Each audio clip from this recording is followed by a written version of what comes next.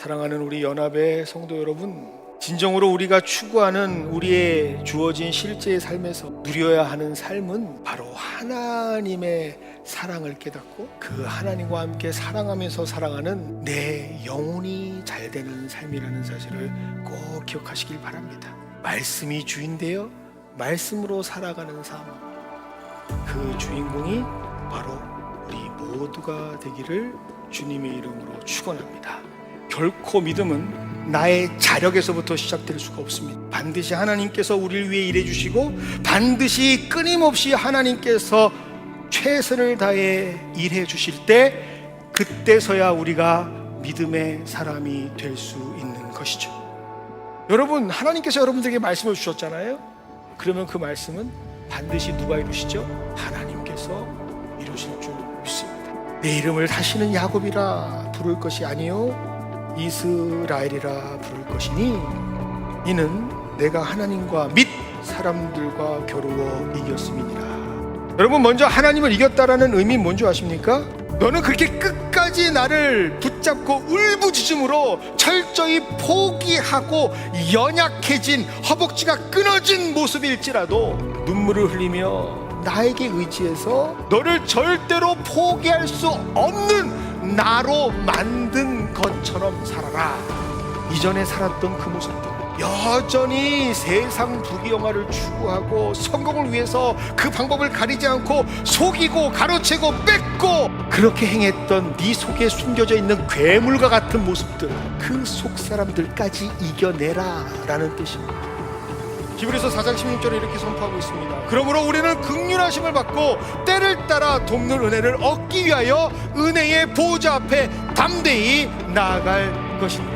오늘 이 자리가 그 은혜를 회복하는 자리가 되기를 원합니다. 하나님께서는 잊고 있었던 우리에게 은혜를 채워주실 줄 믿습니다. 그리고 영원하신 하나님의 백성으로 다시 한번 소생케 되어지는 놀라운 역사의 주인공이 되게 하실 줄 믿습니다. 땅이 스스로 열매를 맺되, 그런데 그 뒤가 중요해요. 처음에는 싹이요, 다음에는 이삭이요, 다음에는 이삭의 충실한 곡식이라. 여러분, 변화에는 무엇이 필요할까요? 시간이 필요합니다. 씨앗이 심겨졌다고 해서 바로 싹이 나고 바로 열매를 맺는 식물은 그 어디에도 없습니다. 그러니 그걸 기다릴 수 있는 인내의 시간이 필요하다라는 얘기죠. 내 생각의 시간표에 하나님의 시간표를 꾸겨 넣으려고 하는 노력하지 마세요. 하나님께서는 하나님의 때에 자라나게 하실 줄 믿습니다. 그것을 경험할 수 있는 자, 경험케 되는 자, 그것을 믿고 증거할 수 있는 자, 그 사람들이 바로 선교할 수 있는 사람들이라는 사실입니다. 그렇게 우리가 모두 다 선교사로서 하나님께서 부르심을 받는 사람들이라는 사실이 우리를 흥분하게 만들지 않습니까? 제자들이 주를 보고 기뻐하더라. 이렇게 예수님께서 찾아오셔서 말씀해 주시고 평강을 주신 다음에 직접 그의 손과 살을 다 보여주시고 옆구리까지 보여주시고 그들이 드디어 예수님을 만나게 될 때 그들에게 뭐가 있다고요? 기쁨. 세상에 하지 못하는 기쁨이 우리에게 넘쳐나게 되는 것이죠. 우리가 싸워가는 영적 전쟁에서는 늘 하나님께서 우리를 천군천사로 붙드시면서 신의 한 수를 남겨두고 있습니다. 그런데 우리는 이 분노 때문에, 감정에 주체하지 못함 때문에 하나님께서 우리에게 주시는 신의 한 수, one more move를 보지 못하고 있다면 우리는 계속해서 그 영적 싸움의 실패자로 돌아갈 수밖에 없습니다. 무릇 열매를 맺는 가지는 더 열매를 맺게 하려 하여 그것을 깨끗하게 하시느니라.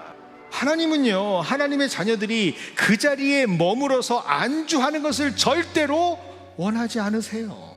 하나님께서는요, 열매 맺는 사람에게 더 많은 열매를 맺게 하시는 거예요. 더 많은 열매를 맺기 원하시는 하나님께서 예수라고 하는 참 포도나무에 붙어 우리를 향해 계속해서 씻기고 계십니다.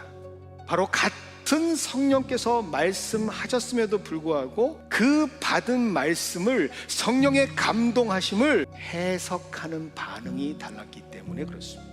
명백히 두 그룹 다 성령께서 하나님께서 말씀하셨고 그들은 성령의 사람들이라고 성경 자체가 보증하고 있습니다. 여기에는 의심의 여지가 없어요. 그러나 이 성령의 사람들이 전혀 다른 두 결과를 가져오게 된 이유, 결정적 차이는 그 성령의 뜻을 온전하게 누군가는 해석을 했고 누군가는 그렇게 해석을 하지 못했기 때문이죠. 그런데 여기에서 그 복잡하게 만드시는 하나님의 목적을 발견하셔야 돼요.